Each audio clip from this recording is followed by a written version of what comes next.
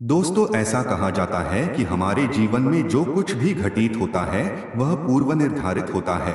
रामायण में लिखा है, जन्मे विवाह मरंगती सोई, जो जैसा लिखा तहाँ तस होई। हमारा जन्म कहाँ और कब होगा, हमारी मृत्यु कहाँ, कब और कैसे होगी, और हमारी शादी किससे और कब होगी, यह हमारे जन्म से पहले ही हमारे भाग्य में विधाता लिखा होता है। इसीलिए कहा जाता है कि किस्मत में जो लिखा है उसे कोई नहीं बदल सकता, यहाँ तक कि स्वयं ईश्वर भी विधाता द्वारा लिखित समय के प्रभाव से बच नहीं सके। फिर हम जैसे सामान्य लोग नियति और समय के प्रभाव से कैसे बच सकते हैं। दोस्तों, आपने रामायण तो देखी होगी, सुनी होगी या पढ़ी होगी। जब भगवान राम ने अपनी पत्नी सीता का त्याग किया था, फिर उनके दो पुत्रों का जन्म वाल्मीकि आश्रम में हुआ। उनके दो बेटे, जिनका नाम लव और कुश था, वे वहां वाल्मीकि आश्रम में रहे और शिक्षा प्राप्त की। इसके बाद वे दोनों बालक माता सीता के लिए न्याय मांगने के लिए अयोध्या गए और अयोध्या वासियों को राम की कहानी सुनाई, ताकि अयोध्या के लोग माता सीता के प्रति अपना नजरिया बदल सके।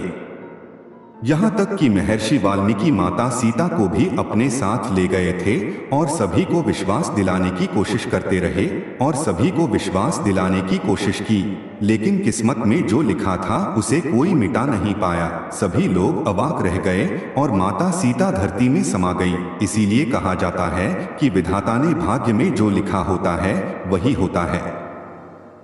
कभी कभी कोई व्यक्ति अपने रंग से राजा बन जाता है और कभी कभी इंसान अपने रंग से ही रंगीन हो जाता है।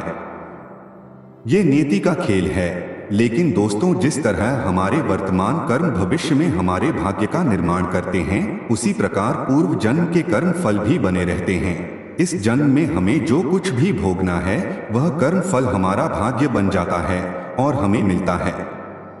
दोस्तों, इंसान का जन्म अपने कर्मों से होता है और अपने कर्मों से वह मृत्यु को प्राप्त होता है। उसके जीवन में सुख दुख भय जो कुछ भी घटित होता है वह उसके कर्मों का ही फल होता है। उसे प्राप्त करने के बाद व्यक्ति कहता है कि हमारे भाग्य में तो यही था। भाग्य का निर्माण व्यक्ति के कर्म से होता है। हमारे कर्मों के अनुसार ही विधाता हमारा भाग्य लिखता है, जिसे कोई मिटा नहीं सकता।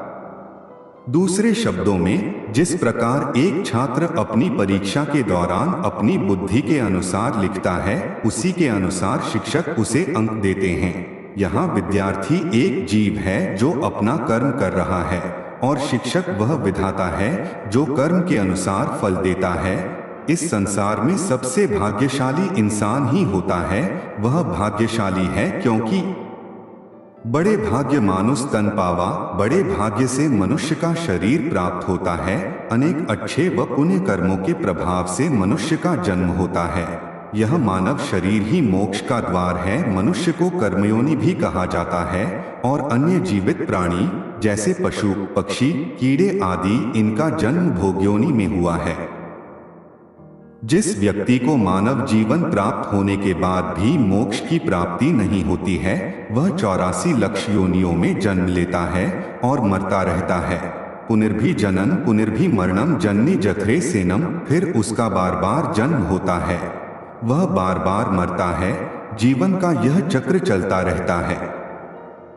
मनुष्य का जन्म वासना के लिए नहीं होता है, यह लालच के लिए नहीं है, यह दुष्टता के लिए नहीं है, पाप कर्म के लिए नहीं है, यह दूसरों को चोट पहुंचाने के लिए नहीं है, यह मूर्खता के लिए नहीं है, और यह ईर्ष्या घृणा भावनाओं और अहंकार के लिए नहीं है।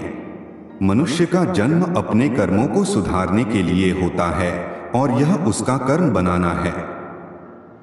कर्म तभी सुधरेंगे और अच्छे कर्म बनेंगे जब हम दूसरों के सुख दुख को समझेंगे। हम दयालु बन जाएंगे, हम दूसरों को चोट नहीं पहुंचाएंगे, हम सदाचारी बनेंगे, हम पशु पक्षियों पर दया करेंगे, हम अपने और दूसरों के लिए अच्छे कार्य करेंगे, हम दान पुण्य करेंगे, हम लालची नहीं होंगे, हम गृहस्थ में रहकर ईश्वर की आराधना करेंगे।